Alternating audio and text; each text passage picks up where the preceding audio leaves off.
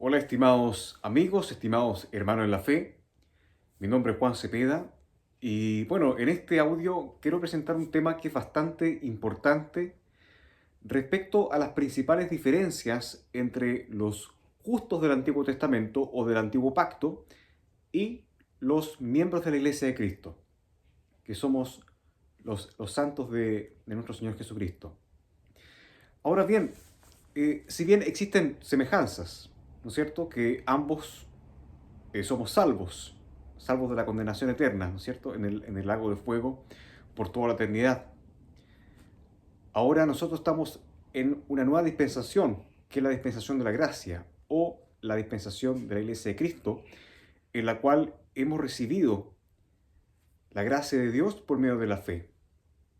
Hemos creído en el Evangelio de Cristo, que está mencionado en la primera carta de los Corintios, capítulo 15, de los versos 3 y 4, que Cristo murió por nuestros pecados, según las Escrituras, y que fue sepultado y que al tercer día resucitó de acuerdo a las Escrituras. Por lo tanto, nosotros, como Iglesia de Cristo, la Iglesia remanente, que nace en el día de Pentecostés, que está mencionado en el libro del Hechos de los Apóstoles, capítulo 1, con el derramamiento del Espíritu Santo, ahí comienza oficialmente la Iglesia de Cristo.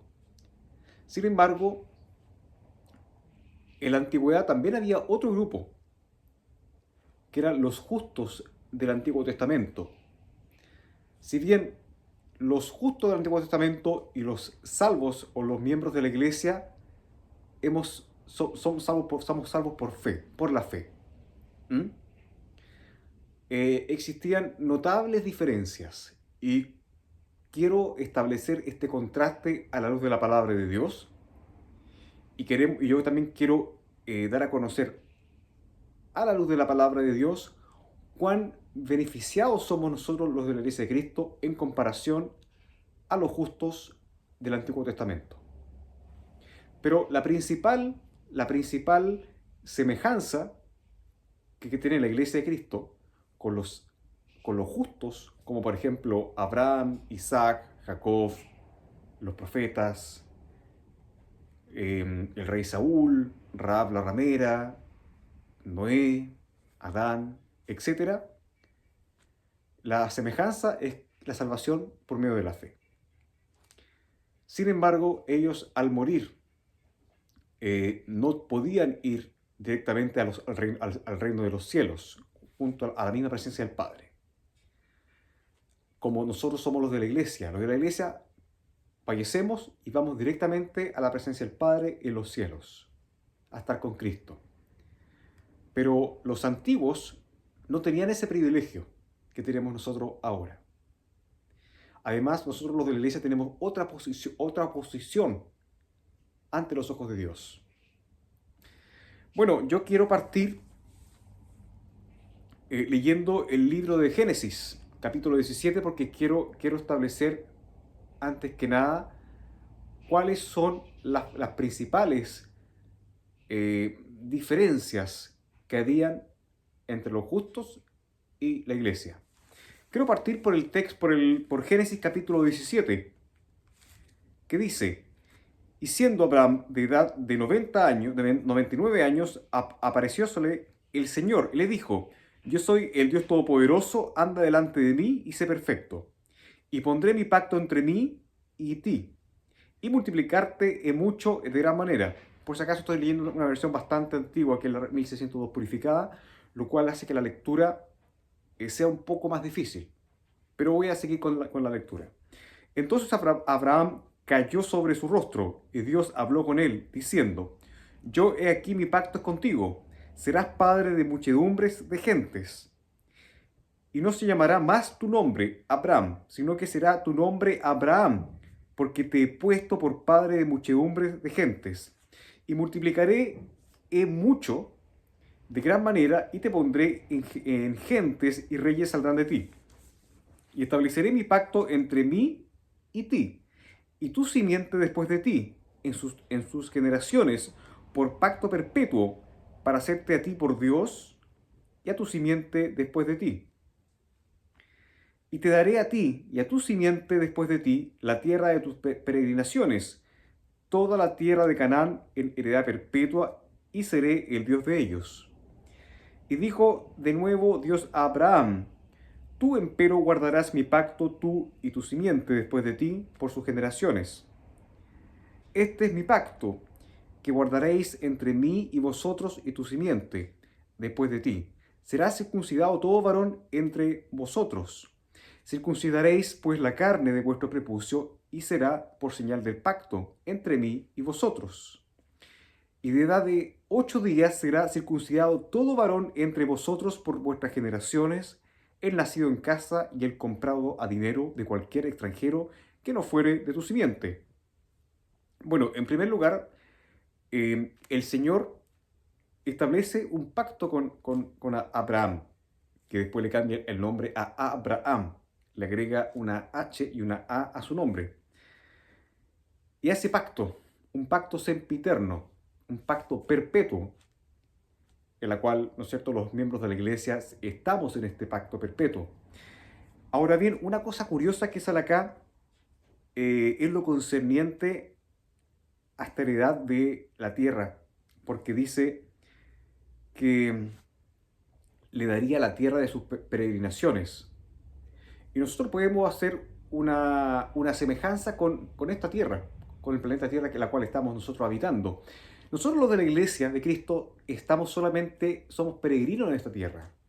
Es decir, nosotros no pertenecemos a esta tierra porque sabemos que el Dios de este siglo, Satanás, tiene autoridad sobre las cosas de este mundo. Obviamente que el Padre le ha dado esa autoridad. Él ha permitido que tenga autoridad sobre esta tierra.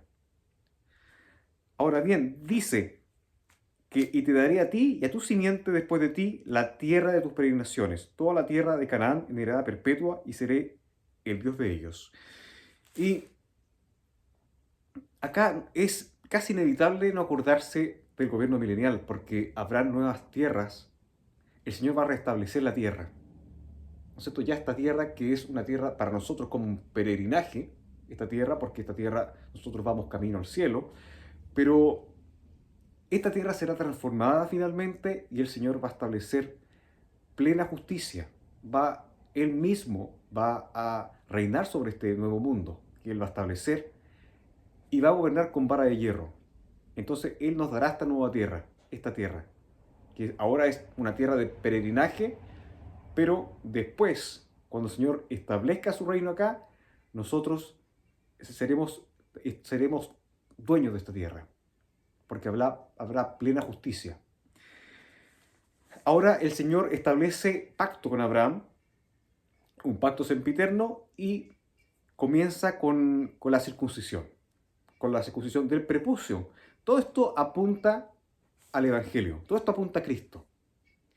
Pero el propósito de la circuncisión física del prepucio es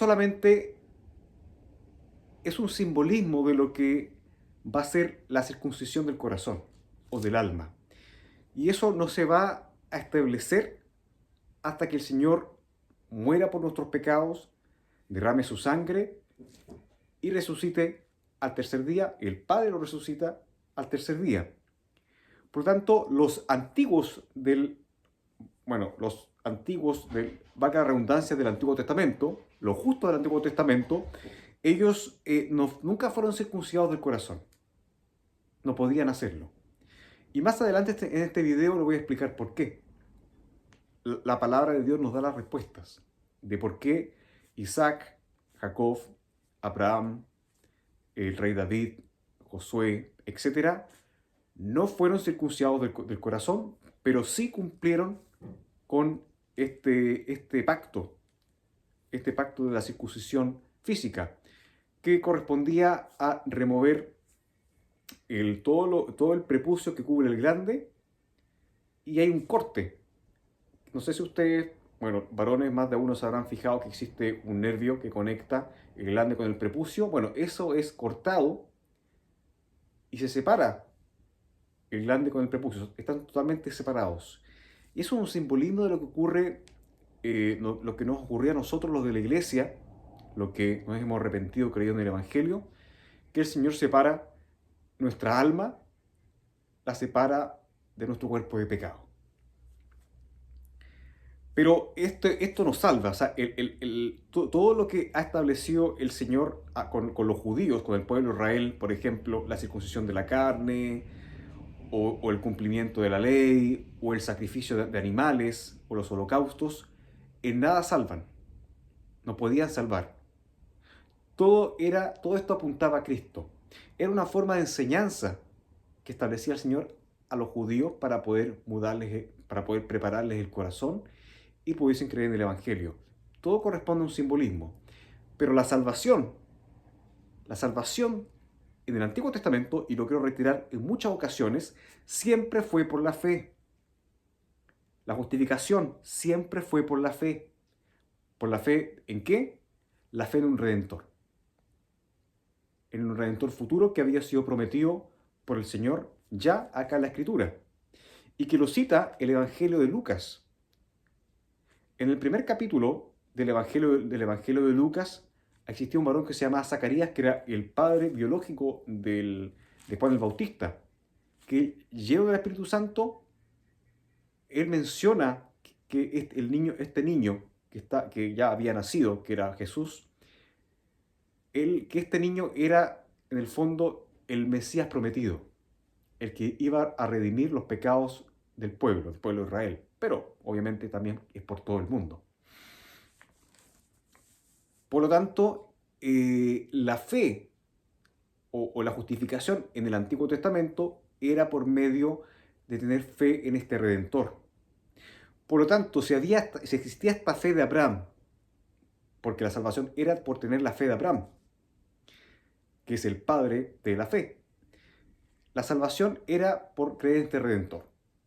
Job decía en el capítulo 19, versículo 25, yo sé que mi Redentor vive.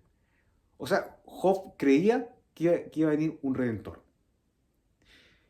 Y si existía esa fe del Redentor es porque había convicción de pecado, porque la redención está asociado al pecado. Bueno, obviamente va a venir un Redentor, un Redentor de Dios, que tiene que redimirme de algo. ¿De qué me va a redimir? De los pecados. Porque los justos del Antiguo Testamento tenían convicción de pecado por medio de la ley. ¿Mm? Dios estableció la ley y se la pasó a Moisés en el monte Sinaí. Pero no era para ser cumplida. La ley nunca fue para salvación. De hecho, nadie puede cumplir las obras de la ley, porque todos somos pecadores. El mismo apóstol Pablo lo menciona en la carta de los Romanos capítulo 3, que la ley es solamente para el conocimiento del pecado. Pues si no hay ley, no puede haber convicción de los pecados. No puedo ver cuán malo soy yo.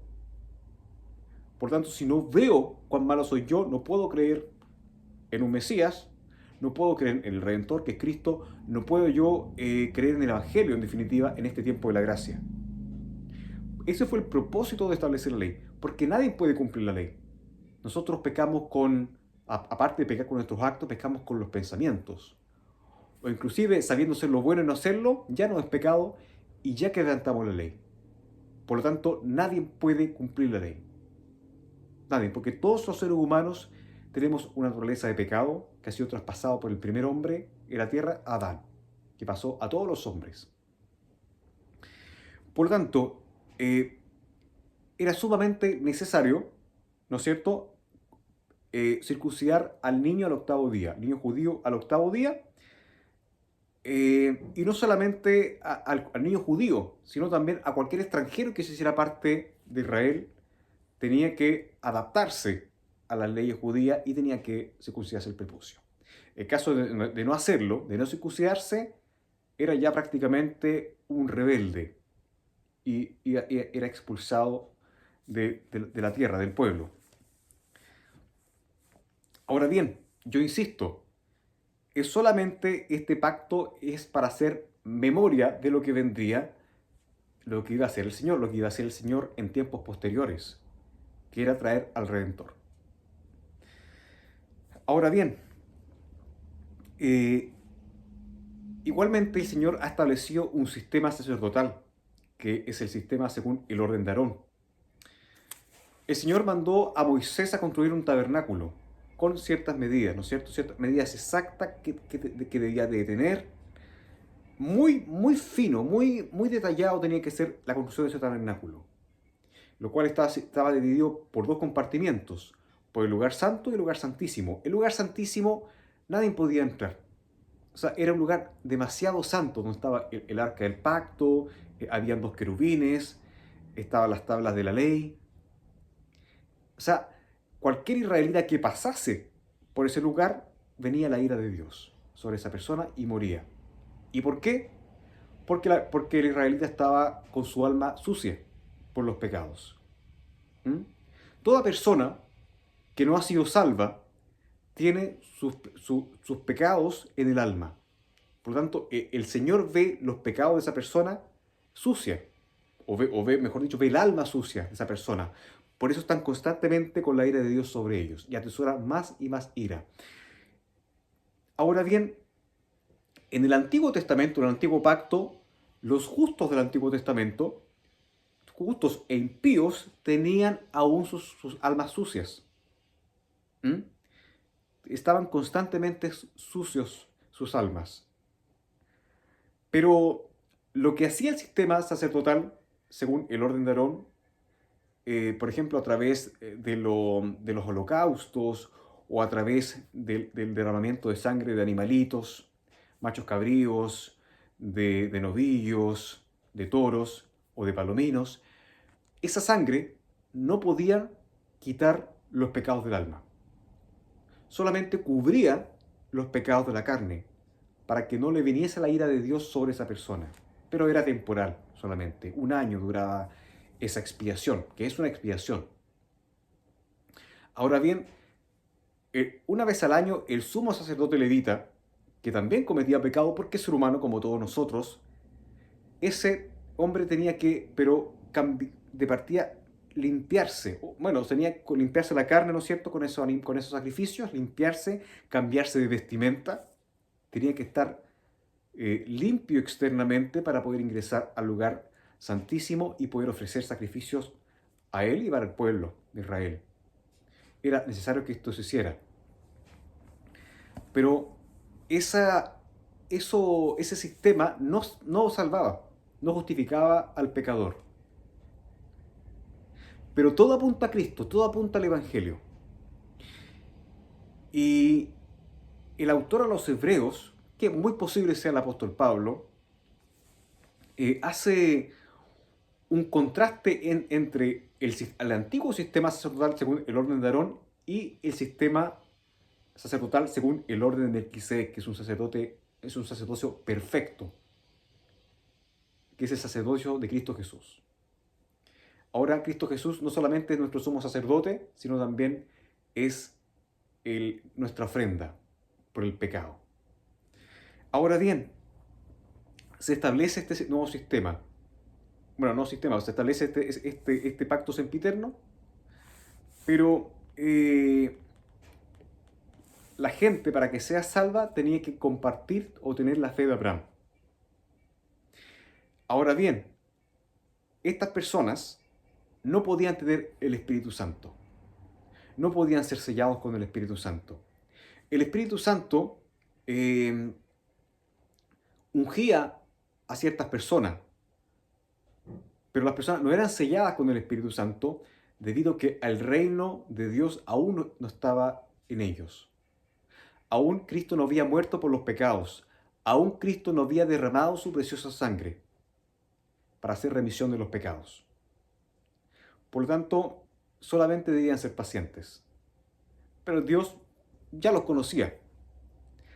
De hecho, el Señor ungía a ciertas personas, como por ejemplo el rey David, el rey Saúl, los ungía solamente, pero no eran sellados. Es decir, como ungir con el Espíritu Santo es como que el Espíritu Santo caminaba con ellos de la mano, pero entraba y salía de la persona, o se iba. No podía estar permanentemente en la persona. Por eso el rey David, en algunas ocasiones, en los salmos cuando él pecaba, él se afligía mucho y le decía al Señor: devuélveme el gozo de tu salvación. que no apartes de mí tu Santo Espíritu. Eso era porque el alma de los justos del Antiguo Testamento estaba aún sucia, aún estaba con los pecados. Aún el Señor, el Redentor, no había muerto en la cruz del Calvario, aún no había derramado su sangre, aún no había resucitado entre los muertos. Bien, entonces, recapitulando, haciendo resumen, los justos del Antiguo Testamento no podían tener Espíritu Santo, tenían que hacer sistemas de sacrificio de sangre y de cenizas una vez al año para expiar los pecados de la carne, porque esa sangre no expiaba los pecados del alma. Yo quiero irme ahora al Nuevo Testamento, al libro de a la carta a los Hebreos, en el capítulo 9, que dice, voy a partir del versículo número 9, dice, lo cual era figura para aquel tiempo presente, en el cual se ofrecían dones y también sacrificios, que no podían hacer perfecto, en cuanto a la conciencia que hacía el servicio, que consistía solo en viandas y en bebidas y en diversos lavamientos y ordenanzas carnales impuestas hasta el tiempo de la Reformación. Mas estando ya presente Cristo, sumo sacerdote de los bienes que han de venir, por el mayor y más perfecto tabernáculo, no hecho de manos, es decir, no de este edificio, ni por la sangre de machos cabríos, ni de becerros, mas por su propia sangre, entró una vez en el lugar santísimo, habiendo obtenido redención eterna para nosotros. Porque si la sangre de los toros y de los machos cabríos y de las cenizas de una becerra, rociada sobre los inmundos, santifica para la purificación de la carne, ¿cuánto más la sangre de Cristo, el cual por el Espíritu Eterno se ofreció a sí mismo sin mancha a Dios, purificará vuestras conciencias de las obras muertas para que sirváis al Dios vivo? Acá está la diferencia. En el Antiguo Testamento, en el antiguo sacerdocio según el orden de Aarón, esa sangre no hacía perfecto. No podía ser perfecto, no podía limpiar el alma. El alma permanecía sucia. Yo quiero ir ahora al Salmo capítulo 51, que el rey David habla con mucha congoja, con mucha tristeza. Si ustedes leen los salmos, bueno, no mencionan todos los salmos, pero el rey David constantemente está pidiendo salvación al Señor. Constantemente le está pidiendo misericordia. Constantemente le está pidiendo su gracia. Acá tengo el Salmo 51 que dice, ten piedad de mí, oh Dios, conforme a tu misericordia, conforme a la multitud de tus piedades, borra mis rebeliones. Los pecados, ¿no es cierto? ¿Borrarlos de dónde? Del alma. Lávame más y más de mi maldad y límpiame de mi pecado. Estaba el rey David pidiendo, clamando por la remisión de sus pecados del alma. Estaba apelando a la promesa. El rey David sabía perfectamente que tenía su alma sucia por sus pecados. Porque yo reconozco mis rebeliones y mi pecado está siempre delante de mí. A ti, solo a ti he pecado y he hecho lo malo delante de tus ojos, porque seas reconocido justo en tu palabra y tenido por puro en tu justicia. Bueno, en el Antiguo Testamento, el Señor no podía no olvidarse de los pecados. El Señor siempre tenía memoria de los pecados cometidos por todas las personas. Pero concerniente a los justos, el Señor siempre veía los pecados de sus justos. Es porque estaban en el alma. Siempre los veía. Y ese era el gran anhelo del rey David. Y eso también es transversal para todos los justos del Antiguo Testamento, como Abraham, Isaac, Jacob. El pecado siempre estaba delante de él, de los justos, siempre. Ahora de la iglesia no. Los de la iglesia estamos limpios totalmente. Hemos sido lavados con la sangre del Cordero. Pero acá es todo lo contrario. Acá el rey David anhelaba urgentemente que viniese el Redentor para que limpiase sus pecados. Dice después el texto 5: He aquí, en maldad he sido formado, y en pecado me concibió mi madre. He aquí, tú amas la verdad, y en lo íntimo y lo secreto me has hecho comprender sabiduría. Purifícame con hisopo y seré limpio, lávame y seré emblanquecido más que la nieve. Miren la gran diferencia que existe entre los antiguos y los de la iglesia. Ellos, como el rey David, estaban deseando de todo corazón que el Señor limpiase los pecados de su alma. Y nosotros, los de la iglesia, ya tenemos este privilegio, este beneficio. Ya estamos purificados, como decía el apóstol Pablo en la primera carta de los Corintios, cuando le dice a los hermanos, ustedes, bueno, cuando el apóstol Pablo le dice que ni los avaros, ni los adúlteros, ni los que se echan con varones, ni los fornicarios heredarán el reino de Dios. Y esto era alguno de ustedes, mas ahora habéis sido limpiados, habéis sido lavados, santificados. Los del Antiguo Testamento no eran santificados, no eran santos. ¿Mm? Eran justos porque habían sido justificados por su fe. Tenían la fe de Abraham. Pero no eran santos, no eran puros. Aún la mancha de su pecado estaba al frente de ellos. Dime, dice el rey David, hazme oír gozo y alegría y se recrean los huesos que han abatido. Esconde tu rostro de mis pecados y borra todas mis maldades. Claro, el rey David una vez reitera más, le dice al Señor, esconde tu rostro de mis pecados. No te acuerdes de mis pecados, decía el rey David. Borra mis rebeliones. Ahora, el Señor no se acuerda de nuestros pecados como iglesia, no se acuerda. Él ya no tiene memoria de nuestros pecados. Él los pescó y los lanzó al fondo del mar. Entonces, nosotros los de la iglesia tenemos un gran privilegio que no tenían los del Antiguo Testamento. Nosotros los de la iglesia tenemos el Espíritu Santo morando dentro de nosotros. Y todo parte por la fe. La fe es la llave para acceder a la gracia de Dios. Prosigo. Crea en mí, oh Dios, un corazón limpio y renueva un espíritu recto dentro de mí. David estaba deseando que su corazón, que su alma sea limpia, más limpia que la nieve, y que tener al Espíritu Santo morando dentro de él. Lo que él tanto anhelaba, el rey David, nosotros lo tenemos ahora. Nosotros hemos sido los beneficiados de esa promesa, de ese pacto sempiterno que hizo el Señor con Abraham y con su simiente. Dice, no me eches de delante de ti y no quites de mí tu Santo Espíritu. Acá no había ningún tipo de sello del Espíritu Santo. Vuélveme el gozo de tu salvación.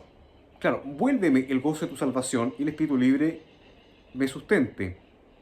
Entonces enseñaré a los prevaricadores tus caminos y los pecadores se convertirán a ti. Líbrame de homicidios, oh Dios, Dios de mi salvación. Cantará mi lengua tu justicia. Estimados amigos y estimados hermanos, en primer lugar, el rey David tenía un corazón arrepentido. Él sabía que era un pecador que había pecado ante los ojos de Dios. Esa es una de las semejanzas que tenemos con los antiguos, que nosotros tenemos ese mismo sentimiento que tenía el rey David, que somos personas pecadoras. Y eso es el arrepentimiento. Es reconocer lo inmundo que era uno antes de ser salvo. Es reconocer que el arrepentimiento es reconocer, ¿no es cierto?, que teníamos nuestras almas totalmente contaminadas, sucias, que eran pudredumbre a causa de nuestros pecados. Ahora nosotros estamos limpios con la sangre de Cristo. Hemos sido redimidos de todos nuestros pecados. Ahora bien, ¿por qué el Espíritu Santo no podía morar 24/7 en los justos como Abraham, Isaac, Jacob y los demás? José, Josué, por ejemplo, el rey Saúl. Debido a que su alma estaba sucia aún. El Espíritu Santo no puede morar en un lugar sucio. Es imposible que pueda morar en un lugar sucio el Espíritu Santo. El Señor no va a estar en un lugar contaminado. el Espíritu Santo es Dios mismo. Entonces no puede morar en la persona si que esa alma no ha sido circuncidada y lavada con la sangre de Cristo. Por eso no había sello del Espíritu Santo, pero se promete el Espíritu Santo. El profeta Joel, en el capítulo 2, profetiza, valga la redundancia, sobre el derramamiento del Espíritu Santo en los últimos tiempos. Entonces, hermanos, cuando nosotros vemos, por ejemplo, las promesas que hace Dios a Israel, que son promesas terrenales, riquezas terrenales, ¿no es cierto? Toda la riqueza que tuvo el rey Salomón. Vemos que el rey Salomón era el hombre más rico de la tierra y el que tenía más sabiduría en la tierra después del Señor Jesucristo. Él no tenía el Espíritu Santo, él no fue sellado, su alma aún estaba contaminada. Pero nosotros de la iglesia tenemos esos privilegios. O sea, somos más afortunados que Salomón. Y nosotros como iglesia debemos darnos cuenta de eso, que somos muy privilegiados. Ahora bien, cuando ellos morían, ¿qué pasaba? Cuando los justos morían en el Antiguo Testamento, ¿dónde se iban? Bueno, yo quiero que nos vayamos a Génesis. Génesis capítulo 37, versículo 35, pero quiero dar un poquito de contexto porque Jacob recibe las noticias de la supuesta muerte de su hijo José, que sabemos que los hermanos de José se movieron por envidia y vendieron a José a unos ismaelitas que pasaban por ahí y fue llevado a Egipto. Pero los hermanos inventaron una mentira diciendo de que José había muerto, que había sido devorado por una bestia. Y de hecho trajeron sus vestimentas ensangrentadas hasta la misma presencia de Jacob. Y Jacob dijo, bueno, pensó que su hijo José había muerto. Y estaba muy entristecido. No había consolación para Jacob. Entonces dice el texto 34 en adelante.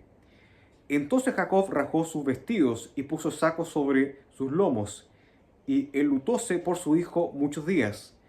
Y levantáronse todos sus hijos y todas sus hijas para consolarlo. Mas él no quiso tomar consolación, y dijo, porque yo tengo de descender a mi hijo enlutado hasta la sepultura. Y llorólo su padre. Bueno, en otras versiones habla del Seol. El término Seol significa el lugar de los muertos, pero no se está refiriendo a la sepultura como lo conocemos nosotros, a los cementerios, a las tumbas, sino que hace referencia a un lugar que está ubicado en los lugares más profundos de la tierra, que en hebreo significa que es Seol o Sheol, que está ubicado en el subsuelo, abajo. Lo cual en la antigüedad estaba dividido por dos compartimientos, uno el Hades o lugar de tormentos y el otro el seno de Abraham. Por lo tanto, los justos del Antiguo Testamento, debido a que no podían subir directamente al cielo, a la presencia del Padre, porque sus almas aún estaban sucias por los pecados, aún Cristo no había derramado su sangre para limpiar los pecados, el Señor en su fidelidad ha preparado este lugar de espera, o también se llama lugar de consolación, que se llamaba el seno de Abraham, que hoy en día ya no existe. El Señor ha establecido este lugar, el seno de Abraham, la cual iban todas las almas justificadas por tener la fe de Abraham.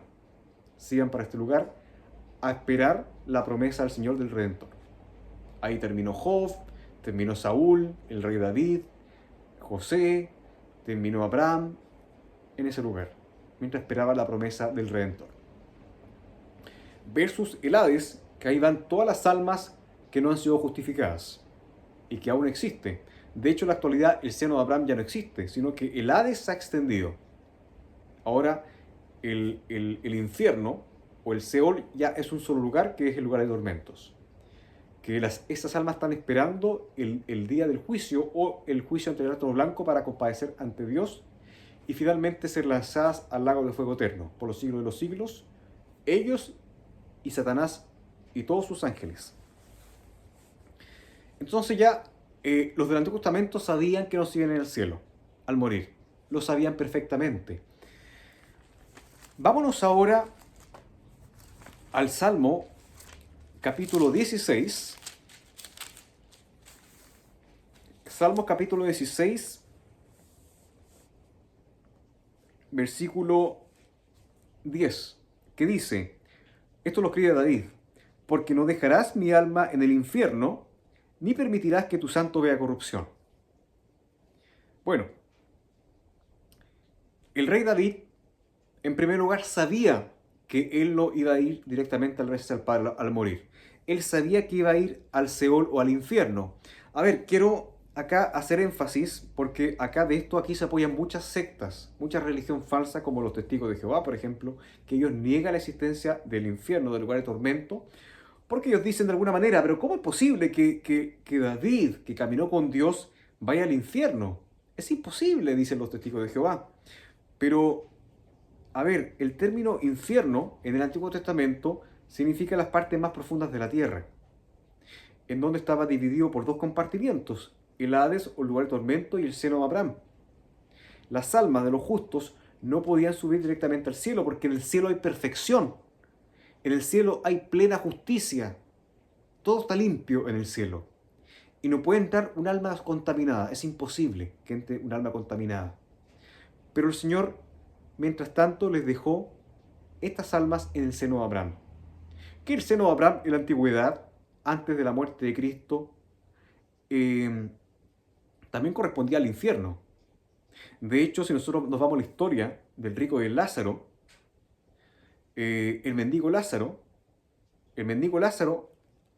fue llevado por los ángeles del Señor hasta el seno de Abraham. Que claro, el seno de Abraham era el infierno, que significa en los lugares más profundos de la tierra. ¿Qué pasó con el ladrón de la cruz cuando el Señor estaba crucificado y había un ladrón? Habían dos ladrones crucificados. Uno que se burlaba del Señor, que ese hombre terminó en el infierno, perdido, y el otro ladrón que fue justificado, que creyó en el Señor. Y el Señor le dice, antes de morir, de cierto os digo, que hoy estarás conmigo en el paraíso, haciendo referencia al seno de Abraham. Porque el Señor Jesucristo cuando murió, bajó a las partes más profundas de la tierra. Y su sangre redimió las almas del Antiguo Testamento. O sea, dejó limpias las almas del Antiguo Testamento. Todas esas almas de David, Jacob, Job, fueron limpias con la sangre de Cristo. Existen ciertas doctrinas falsas que dicen que el Señor fue a sufrir, que su alma fue a sufrir, pero eso es una gran herejía, porque dice la palabra de Dios que el Señor, bueno, lo dice Pedro en sus cartas, que el Señor bajó a las partes más profundas de la tierra, le predicó a los espíritus encarcelados, los que estuvieron en el diluvio de Noé, que eran espíritus desobedientes, y que el Señor con su sangre limpió las almas de los justos del Antiguo Testamento y se los llevó al cielo. Y se cumplió la promesa. Ahora el seno de Abraham está vacío, no hay nada. Por lo tanto, el rey David acá en el Salmo 16:10 tenía fe de que el Señor no iba a dejar su alma para siempre en el seno de Abraham, porque iba a venir el Redentor a limpiar los pecados de su alma. Y dice, y ni permitirás que tu santo vea corrupción. ¿Quién es ese santo? El Señor Jesucristo. Acá hace referencia a David de la resurrección de Cristo de entre los muertos por el Padre Celestial. El Señor Jesucristo no vio corrupción, de nada, porque el Padre lo resucitó entre los muertos y estuvo 40 días con sus discípulos y con la gente que lo vio. Y después de 40 días Él ascendió hasta los cielos y se sentó a la diestra de Dios Padre. Por lo tanto, vemos acá que los antiguos no podían subir directamente al cielo, tenían que ir al seno de Abraham. Y bueno, los invito para mayor información leer Lucas capítulo 16, del versículo 19 al 31, que el Señor Jesús relata y da revelación finalmente de lo que hay debajo. El Señor Jesucristo cuenta la historia real del hombre rico y del mendigo Lázaro, en la cual el Señor revela finalmente lo que hay debajo. Dos compartimientos. El lugar de tormentos, en la cual estaba el hombre rico, que hasta el día de hoy está ahí, yace ahí, y ahí van todas las almas de los perdidos, y estaba el seno de Abraham. Que ahí estaba Abraham, estaba Jacob, Isaac, el mendigo, pero no podían subir al cielo, porque sus almas estaban aún contaminadas por el pecado. Bueno, yo quiero irme ahora con respecto a la circuncisión, porque la circuncisión es un tema muy importante. El Señor hizo pacto de la circuncisión, ¿no es cierto? Que es una señal del pacto sempiterno. Pero vamos a ver el gran anhelo que tenía el Señor.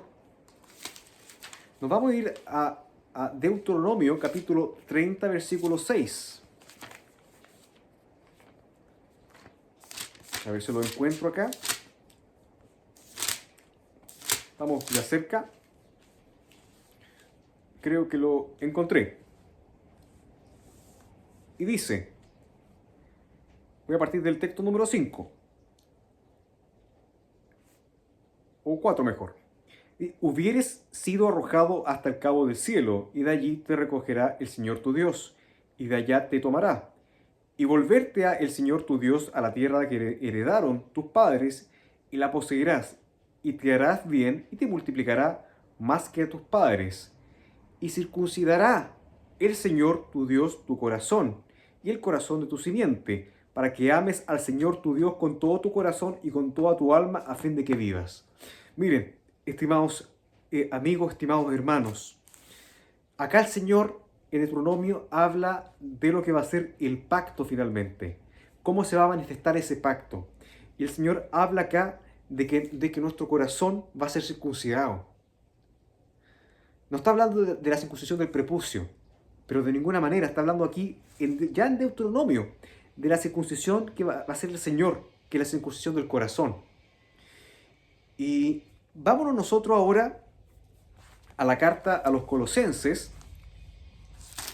Colosenses capítulo 2. A ver si lo encuentro. Colosenses capítulo 2, versículos del 9 al 14, que dice, porque en él mora toda la plenitud de la divinidad corporalmente, y en él estáis completos, el cual es cabeza de todo principado y potestad, en el cual también sois circuncidados de circuncisión no hecha por manos, en el despojamiento del cuerpo de los pecados de la carne, con la circuncisión de Cristo, sepultados juntamente con él en el bautismo, en el cual también resucitasteis con él por la fe de la operación de Dios, que le resucitó de los muertos. Y a vosotros, estando muertos en pecados y la incircuncisión de vuestra carne, os dio vida juntamente con él, perdonándoos todos los pecados, trayendo de en contra de nosotros la escritura de las ordenanzas que nos era contraria, quitándola de en medio y clavándola a la cruz. Ahora lo que el Señor dice en Deuteronomio, capítulo 30, versículo 6, que habla de la circuncisión del corazón, finalmente el apóstol Pablo lo dice acá, en Colosenses. Y lo habla con tiempo pasado, se lo dice a la iglesia, que ustedes fueron circuncidados del corazón, con la circuncisión de Cristo. No con la circuncisión de hecho de mano de hombres, como se hacía en el Antiguo Testamento, que era circuncidar al niño al octavo día del prepucio, sino con la circuncisión de Cristo. Y quiero volver ahora a Deuteronomio, el mismo texto que leí, capítulo 6, perdón, 30, versículo 6. Bueno, perdí el texto, así que voy a encontrarlo otra vez para hacer el contraste acá,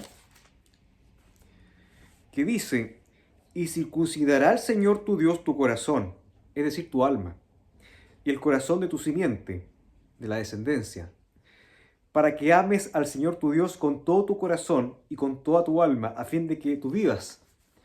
Ahora acá se está cumpliendo la ley. Miren, dentro de la ley dice que amarás a Dios con todo tu corazón y con toda tu alma. Claramente no se podía amar con todo el corazón y con toda el alma en el Antiguo Testamento, porque el alma estaba sucia. Por lo tanto, nosotros de la iglesia podemos hacerlo ahora. Podemos amar a Dios con todo nuestro corazón y con toda nuestra alma. Pero tú me dirás, pero Juan, hermano Juan, o sea, yo aún sigo pecando, o sea, aún tengo pensamientos sucios, aún lidio con la carne, a veces me enojo con mi prójimo, a veces como en exceso. Sí, está bien eso. Pero recuerda una cosa, que si tú eres salvo, tú has sido circuncidado de tu alma. Cuando hablamos de circuncisión, hablamos de un corte que provoca una separación. En el Antiguo Testamento, esa separación del glande con el prepucio era una separación. Se cortaba, se cortaba ese nervio que conectaba el prepucio con el glande. Entonces, ya el israelita quedaba circuncidado de por vida. Es decir, no había un regeneramiento entre el prepucio. Quedaban separados de por vida. Y lo mismo pasa ahora. Los de la iglesia tenemos nuestro prepucio espiritual separado ya. Es decir, nuestro corazón o nuestra alma está separada del cuerpo de pecado. Y esto es maravilloso, porque yo quisiera ahora explicar qué pasa ahora con lo de la iglesia. Miren los beneficios que tenemos nosotros ahora. Miren que ahora nosotros nosotros vemos, por ejemplo, a David, a Abraham, como tal vez los grandes personajes de la fe del Antiguo Testamento, que caminaron con Dios. Pero, amigos y hermanos, ellos no tenían el Espíritu Santo morando 24/7, como lo tenemos nosotros. Ellos no se iban al cielo cuando morían. Nosotros nos vamos directamente a la presencia del Padre. Ellos no podían servir al Señor con todo su alma, porque aún estaban contaminadas. Nosotros sí, porque nuestra alma está limpia, ahora está santificada. El autor a los Hebreos dice seguir la paz con todos y la santidad sin la cual nadie verá al Señor. Y ahí no se está refiriendo a la santidad de la carne, como enseña la religión, sino a la santidad del alma, que es lo importante, porque el alma tiene existencia eterna, absolutamente eterna. Y es el alma lo que el hombre tiene que salvar, su alma, no su carne va a morirse. Y el Señor va a hacer cuerpos de gloria para que podamos estar en su presencia, porque con estos cuerpos no podemos estar en el cielo. O sea, la carne y la sangre, esta carne y esta sangre no pueden heredar el reino de los cielos. Juan decía en Apocalipsis capítulo 21, versículo 27, que nada inmundo o que hace mentira y abominación puede estar en el cielo. O sea, es imposible. El cielo es un lugar perfecto, de luz. Ahí no hay pecado alguno, no hay nada de eso. Por eso el Señor cumplió la promesa del Redentor, que es Cristo Jesús. Limpió los pecados de los justos del Antiguo Testamento y se los llevó al cielo. Ahora están limpios. Están limpios ahora. Y el profeta Jeremías decía en el capítulo 2, versículo 22, que aunque tú amontones todo el jabón del mundo y te limpies con lejía, así te limpies,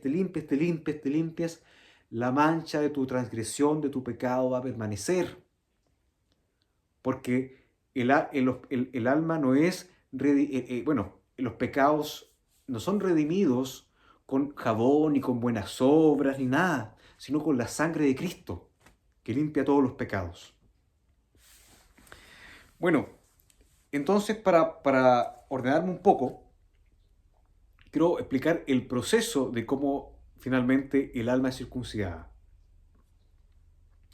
Primero que nada, el Señor Jesucristo, cuando tuvo los días de su carne acá, Él dijo en Marcos capítulo 1, versículo 15, que el tiempo se ha cumplido y el reino de Dios se ha acercado. Arrepentidos y creen en el Evangelio.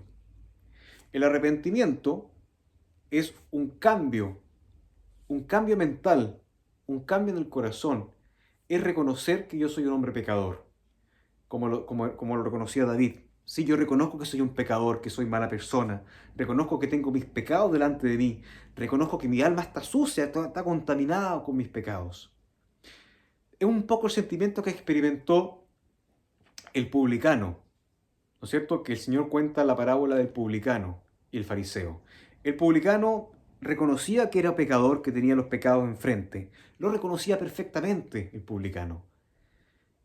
Y tienes que darte cuenta que tu pecado está frente tuyo, si tú no has sido salvo, que estás contaminado y que necesitas tu Salvador, que te limpie los pecados.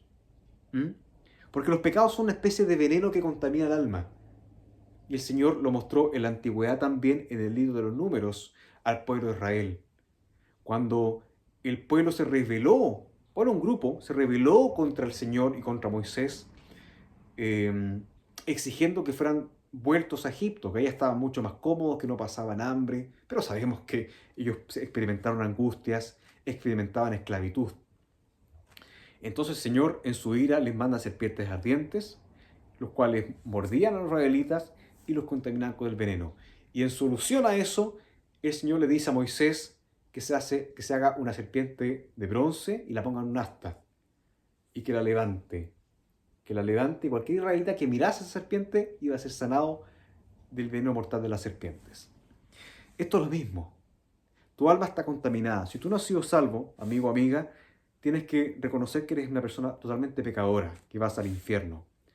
Tu alma al estar tu alma contaminada, no puede ir al cielo, sino va a ir directamente al Hades o al infierno, a esperar ese terrible juicio de condenación ante el gran trono blanco que está en Apocalipsis 20, y lo menciona también el Señor Jesucristo en Mateo capítulo 7 del día del juicio. Una vez que tú que crees, una vez que tú reconoces que eres pecador, cree en el Evangelio. Cristo murió por tus pecados, por todos los pecados tuyos. Y cuando tú crees esa promesa, cuando crees en el Evangelio, que Cristo murió por tus pecados, que fue sepultado y que el Padre lo resucitó el tercer día, tú eres salvo. Entonces, lo lindo acá que pasa es que el Señor ve tu fe. El Señor siempre se ha agradado de un corazón contrito y humillado. Entonces, el Señor ve tu fe en el Evangelio y lo que hace el Señor circuncida tu corazón. Es decir, que tu alma la separa del cuerpo de pecado, como lo señala Colosenses capítulo 2, versículo 11. Tú vas a ser circuncidada o circuncidado con la circuncisión de Cristo. Separa tu alma, la aparta, la santifica y separa tu cuerpo. Y tu alma que está separada del cuerpo de pecado, la limpia con la sangre de Cristo. La redime. O sea, la labor de la sangre de Cristo en la salvación es muy importante, porque tiene que limpiar el alma de los pecados. Sin la sangre de Cristo no puede haber salvación, no puede haber sido el Espíritu Santo. Y bueno, existen doctrinas que enseñan un evangelio sin sangre, que dicen que solamente es para limpiar de los pecados de los que ya son salvos. Pero eso claramente es imposible, la Escritura no lo enseña. Entonces el alma es separada, circuncidada, y finalmente la sangre de Cristo limpia tu alma, la va a limpiar y la hace limpia, más limpia que la nieve, queda totalmente santificada y limpia. Entonces cuando tú tienes el reino de Dios ahí, es decir, es un reino de justicia ahora. No me estoy refiriendo al reino de los cielos, sino que yo estoy citando la carta de los Romanos capítulo 14.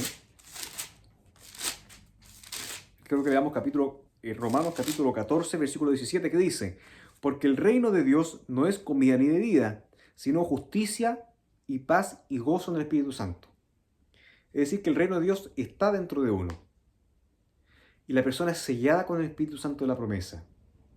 Es sellada, porque ahora nuestro alma es un lugar santísimo, un lugar limpio, que ahora sí puede morar el Santo Espíritu.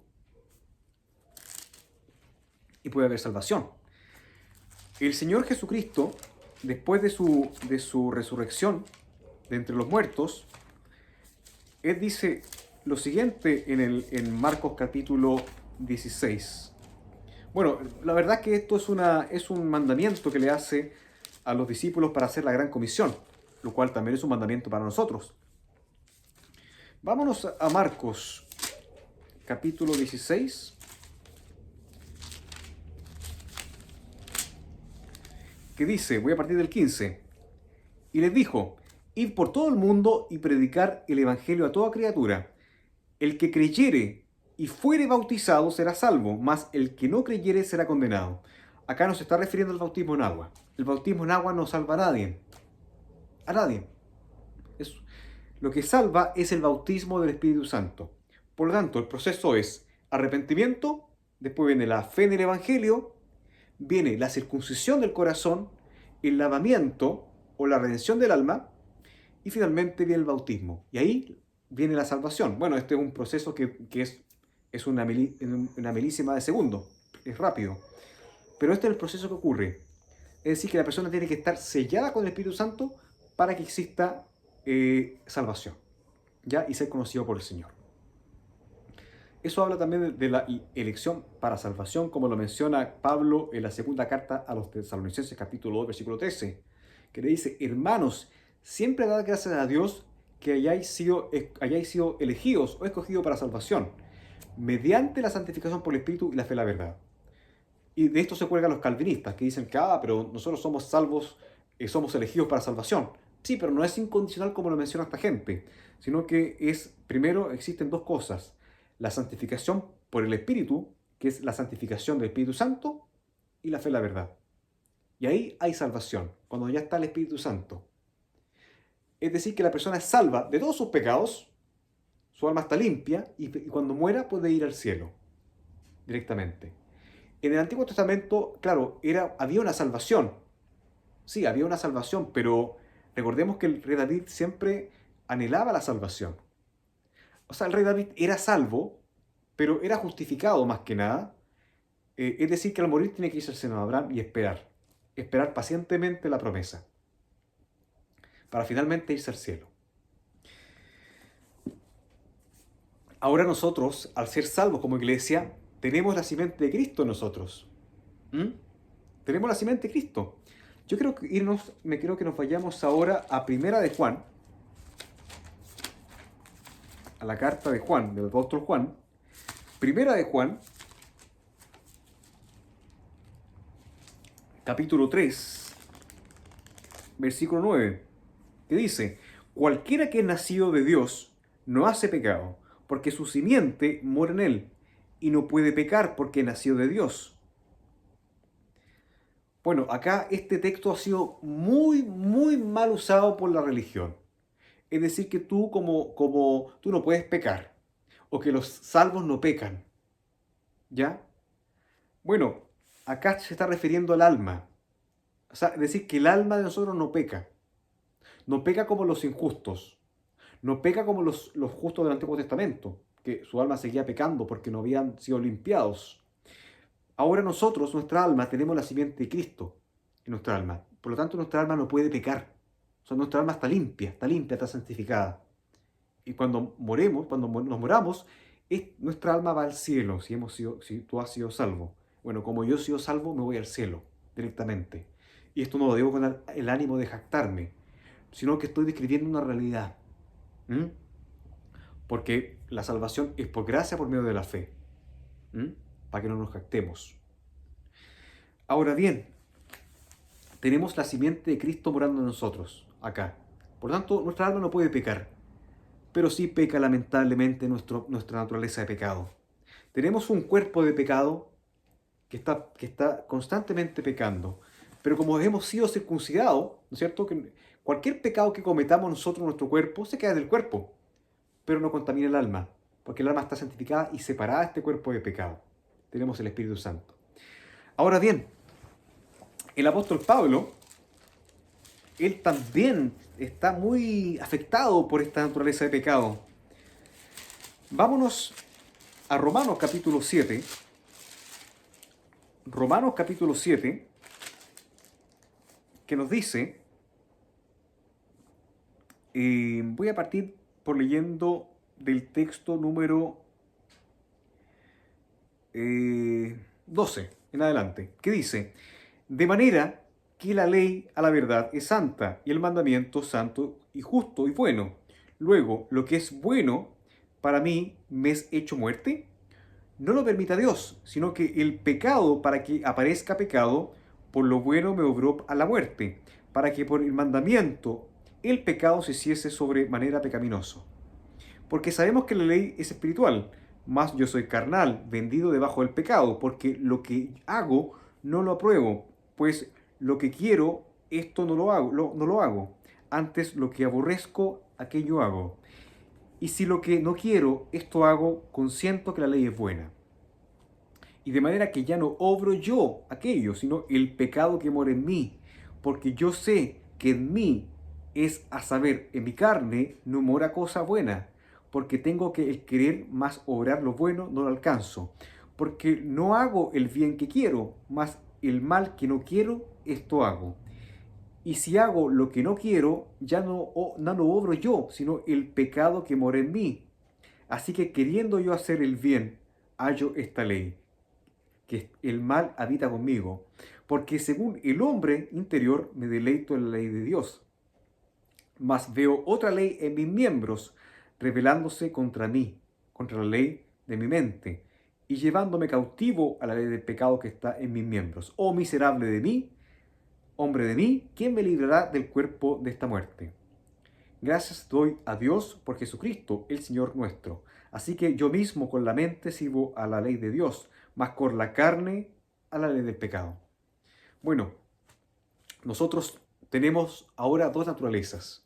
Tenemos la ley de Dios, ¿no es cierto? Tenemos este hombre interior que está o tenemos el reino de Dios en nosotros, este hombre interior que no quiere pecar, ¿ya? Que tiene el Espíritu Santo, que no quiere pecar, que quiere deleitarse en las cosas de Dios. Mas estamos luchando con esta otra ley, que es la ley del pecado, este cuerpo pecaminoso, que trata de apoderarse de nuestra mente para hacernos pecar. Pero sabemos que este cuerpo finalmente que se va envejeciendo día a día, que está sujeto bajo las leyes físicas de este mundo, la ley de la entropía, que día a día va envejeciendo, este cuerpo no va a heredar el reino de los cielos por ningún motivo. El Señor no va a hacer cuerpos nuevos.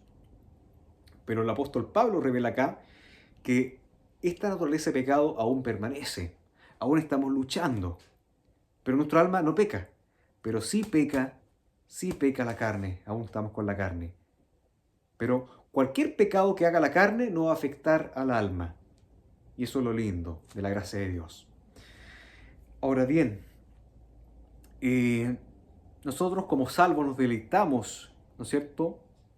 El hombre interior se deleita en la ley de Dios. Pero está esta ley del pecado que trata de sabotearnos el plan de Dios, que esta carne quiere tomar su lugar, quiere apoderarse, enseñorearse de nosotros. Y bueno, depende de nosotros finalmente, porque Dios nos dio a todo libre albedrío. Depende de nosotros si le damos lugar a la carne. Es mejor que nos deleitemos en el hombre interior. Ahora, el apóstol Pedro dice en la primera carta, dice Pedro, capítulo 3. Pedro capítulo 3, versículo 21, que dice: a la figura de la cual el bautismo que ahora corresponde nos salva por la resurrección de Jesucristo, no quitando las inmundicias de la carne, mas dando testimonio de buena conciencia delante de Dios. A ver, yo estoy leyendo acá una versión antigua de la Biblia. Por lo tanto, tal vez me cuesta un tanto leer en voz alta, porque es un castellano bastante antiguo. La estructura acá es de escritural está un poco desordenada, por eso tal vez pueda que no lea fluidamente. Pero el apóstol Pedro está diciendo básicamente que el bautismo del Espíritu Santo es el que nos salva, pero que no quita las inmundicias de la carne. Las inmundicias de la carne aún permanecen en nosotros. ¿Mm? Entonces seamos conscientes. Nosotros vamos a pecar hasta que nos moramos. Vamos a pecar, lamentablemente, hasta el día de nuestra muerte o hasta el día del arrebatamiento de la iglesia de Cristo, que creemos que va a ser muy pronto. Muy pronto. Y esto es lo bonito, pues.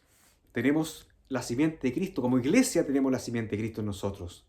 Tenemos un hombre interior que agrada al Señor, que se complace en el Señor.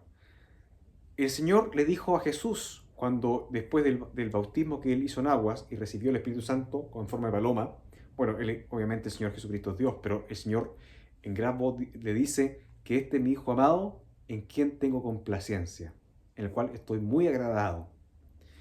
Y ahora nosotros, como tenemos la simiente de Cristo en nosotros, el Señor se complace de nosotros, de nuestra alma, porque hemos sido salvos. Ahora somos parte de Cristo. Los del Antiguo Testamento no tenían a Cristo. O sea, no tenían el Espíritu Santo. Tenemos un gran privilegio nosotros los de la iglesia y a veces nosotros no somos conscientes de este beneficio que el Señor nos ha dado por pura gracia, por medio de la fe. Bueno, ¿qué dice ahora Filipenses? ¿Qué dice el apóstol Pablo? Bueno, el apóstol Pablo, a ver, vámonos a Gálatas. Gálatas capítulo 2, versículo 20. A ver si lo encuentro. Gálatas capítulo 2, versículo 20 y 21. ¿Qué dice? Soy crucificado con Cristo, mas vivo yo. Voy a partir de nuevo porque es una versión muy antigua. Es la 1602 purificada, que dice, soy crucificado con Cristo, mas vivo, no ya yo, sino que Cristo vive en mí. Y la vida que ahora vivo en la carne, la vivo por la fe del Hijo de Dios, el cual me amó y se entregó a sí mismo por mí. No desecho la gracia de Dios, porque si por la ley es la justicia, entonces Cristo murió en vano. El apóstol Pablo está diciendo ahora que Cristo muere en él. ¿Ya? Que Cristo está dentro de él. Y está dentro de usted. Si he sido salvo, está dentro de mí. Ese es un privilegio que tenemos nosotros la iglesia. David no tuvo este privilegio. Abraham no tuvo este privilegio. José no tuvo este privilegio. El mendigo Lázaro no tuvo este privilegio. Moisés no tuvo este privilegio. Nosotros sí. Tenemos el Espíritu Santo morando en nosotros. Vámonos ahora a Filipenses ahora, porque nosotros al morir no tenemos que ir al seno de Abraham a esperar. Nos vamos directamente a la presencia del Padre, como se fue Esteban, el primer mártir de la iglesia, Hechos capítulo 7. Está registrado que Esteban, que fue muerto por los judíos de manera bastante criminal, diría yo, porque fue apedreado, porque Esteban les dijo la verdad a estos judíos celosos. En vez de creer el testimonio de Esteban,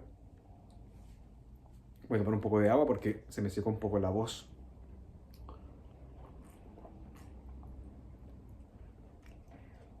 Los judíos, en vez de creer a Esteban, el testimonio, y diciendo que Jesús es el Mesías, y lo hizo por medio de las Escrituras, lo lapidaron hasta la muerte.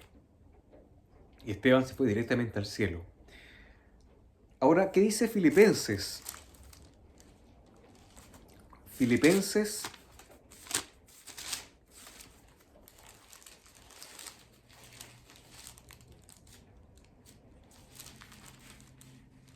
capítulo 1, versículo 21, que dice, porque para mí el vivir es Cristo y el morir es ganancia, mas si yo vivo en la carne, este es el fruto de mi trabajo, pero lo que yo debo escoger no lo sé, porque estoy estrechado por las dos cosas, teniendo el deseo de partir y estar con Cristo, que es mucho mejor. Más quedar en la carne es más necesario por causa de vosotros. Y confiando en esto, sé que quedaré y permaneceré con todos vosotros para nuestro provecho y gozo de la fe. El apóstol Pablo sabía perfectamente que al morir se iba al cielo. O sea, miren el privilegio que tenemos nosotros como iglesia de Cristo. Los antiguos tenían que esperar mucho tiempo en el seno de Abraham, hasta que se cumpliese la promesa al Redentor, que finalmente vino. Nosotros fallecemos y nos vamos a la misma presencia del Padre porque nuestra alma está limpia.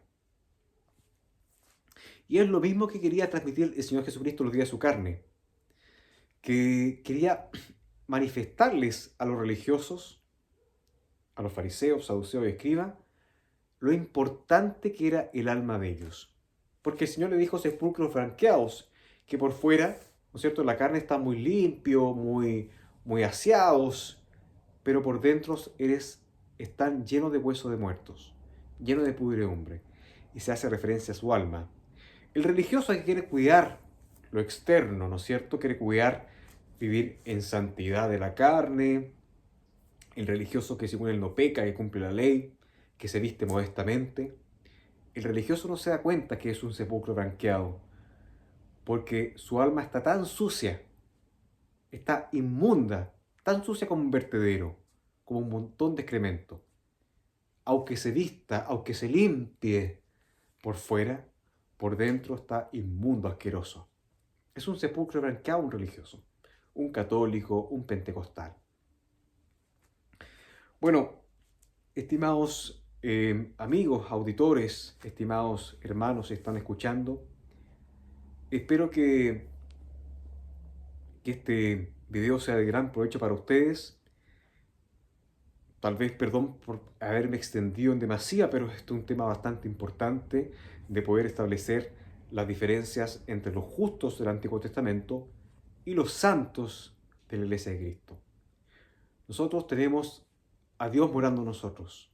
Tenemos un hombre interior que se goza en el Señor, que está buscando siempre agradar a Dios. Pero claro, como Iglesia de Cristo tenemos también la opción de alimentar la carne. Y si alimentamos la carne, nuestro espíritu va a ser contristado.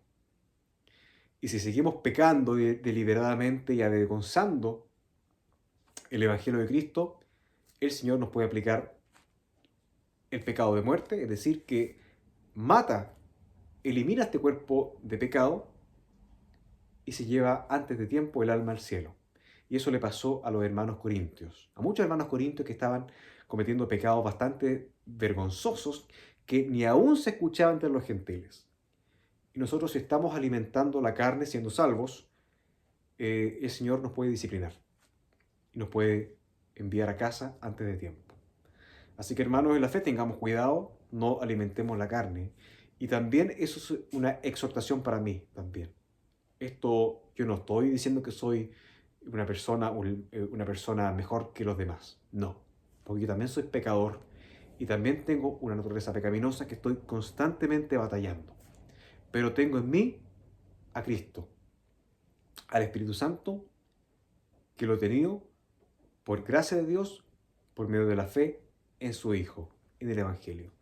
Bueno, que Dios los bendiga y nos vemos en un próximo audio o en un próximo video, si es que el Señor nos da vida. Hasta pronto.